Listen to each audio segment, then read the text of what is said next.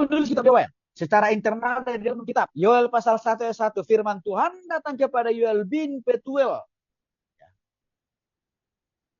Artinya, Nabi Yoel lah penerima penerima tunggal, pesan dari Allah.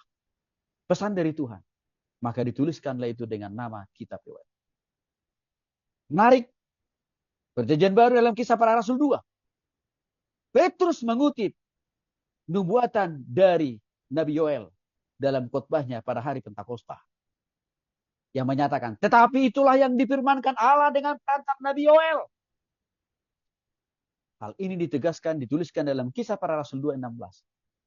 Itu kutipan dari kitab Yoel pasal 2 ayat 28 sampai dengan 32.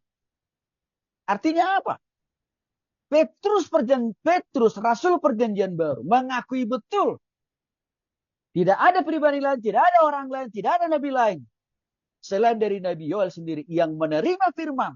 Lalu dituliskan oleh Yoel sendiri, yaitu menjadi kitab Yoel. Kemudian yang ketiga adalah identifikasi lokasi atau tempat. Yoel memahami betul seluk-beluk kota Yerusalem. Termasuk juga pembangunan bait suci. Termasuk juga tugas peran seorang imam, seorang hamba Tuhan di Yehuda. Dan memang dia lahir, besar, dan hidup melayani di kota itu. Itu ditata dalam Yoel pasal 1 ayat 14, Yoel pasal 2 ayat 2, pasal 2 ayat 1, Yoel pasal, dan juga ayat 15 sampai 17, dan Yoel pasal 3 ayat 1. Menjadi pembuktian, kita Yoel ditulis oleh Yoel. Pembuktian dari luar Alkitab atau dari eksternal, kanon Yahudi. Pembatasan Alkitab. Yahudi, itu Talmud tadi. Kitab Yoel ditempatkan di urutan nabi kecil, sama dengan seperti Hosea dan Amos.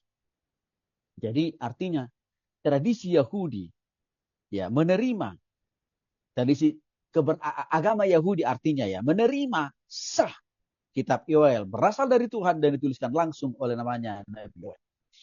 Nah, dibuktikan lagi secara eksternal dari naskah Laut Mati, di mana fokus dari kitab Yoel ditemukan di situs arkeologi, ya, menunjukkan keberadaan dan pengakuan kitab Yoel ini sejak lama ditulis oleh Nabi Yoel, bukan nabi-nabi yang lain, apalagi orang-orang lain. Tradisi kuno juga mencatat dalam beberapa tafsiran bahwa Yoel berasal dari suku Ruben dan menulis kitab Yoel sendiri. Itulah seputar tentang penulis kitab Yoel. Lalu berikutnya adalah tahun berapa kitab Yoel ditulis, berapa jumlah pasal dan ayat, di mana Yoel posisinya waktu dia menulis kitab ini, dan